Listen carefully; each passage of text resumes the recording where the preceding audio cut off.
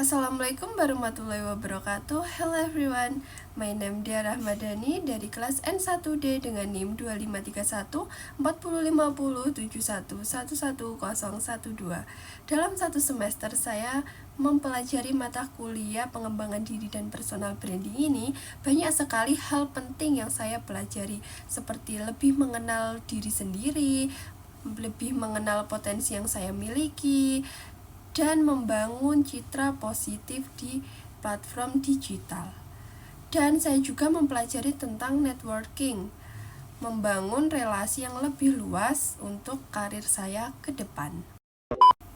Dari semua aspek, saya lebih cocok ke self-awareness dan branding digital, karena dari situ saya lebih percaya diri dan mampu menampilkan diri saya sendiri lebih konsisten di ruang publik. Selama satu semester ini, saya seperti melihat diri saya semakin dalam. Mulai dari saya menyadari potensi saya di bidang komunikasi. Oh, saya ternyata suka ngobrol atau berbicara dengan banyak orang dan lebih suka bekerja sama tim. Nah, dari hal tersebut saya menyadari bahwa ternyata saya memiliki potensi di bidang tersebut. Selain itu, cara saya mengetahui dan menyadari apa sih potensi saya itu dengan cara refleksi diri. Nah, dari situlah saya jadi tahu apa sih kecenderungan yang saya miliki, dan dari latihan SWOT pribadi saya lebih tahu apa hal yang perlu dikembangkan, bukan hanya kelebihan saja, tapi juga kekurangan yang harus kita benahi. Sebelum mengikuti mata kuliah pengembangan diri dan personal branding ini, saya kerap kali merasa insecure dan kurang percaya diri karena saya terlalu takut dinilai oleh orang lain. Dan saya menjadi ragu-ragu untuk tampil. Tetapi selama satu semester saya mengikuti mata kuliah pengembangan diri dan personal branding ini, saya berani mencoba dan tampil. Ternyata banyak sekali hal baru yang saya lakukan. Keterampilan yang pertama adalah storytelling. Dari sini saya belajar bahwa menceritakan sesuatu itu dengan alur yang jelas dan menarik. Keterampilan yang kedua adalah self-confidence. Saya awalnya merasa sering gugup saat berbicara, tetapi setelah saya latihan presentasi di depan kelas dan diskusi kelompok, ternyata saya sadar bahwa suara saya juga penting untuk didengar. Personal branding blueprint saya adalah menjadi individu yang berkomitmen untuk tumbuh dan berbagi inspirasi melalui komunikasi yang autentik. Target audiens saya adalah mahasiswa dan komunikasi kreatif serta profesional muda yang ingin terus berkembang.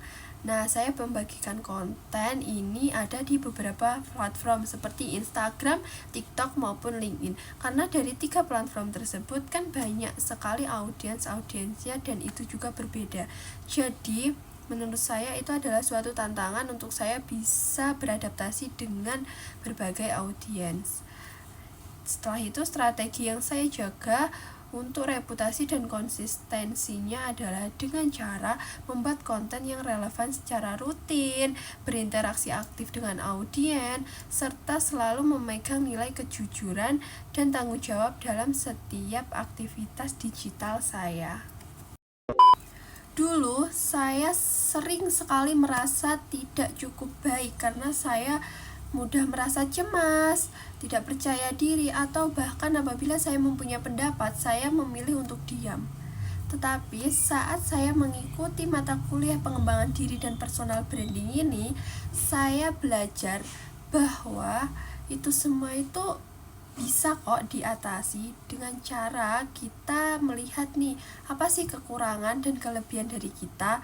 Kita bisa menulis kekurangan dan kelebihannya, terus nanti kekurangannya itu kita bisa memperbaikinya dan kelebihannya itu kita bisa mengembangkannya. Nah, sejak saat itu saya lebih fokus ke diri saya sendiri, tidak hanya ke kekurangan saya saja. Dan perubahan yang signifikan terhadap saya itu yaitu saya lebih percaya diri dan tidak ragu-ragu lagi terhadap diri saya. Pelajaran besar yang saya dapatkan dari perjalanan ini adalah bahwa pengembangan diri bukan soal untuk sempurna, tetapi soal kita mengenali diri sendiri, menerima kekurangan, dan terus berkembang.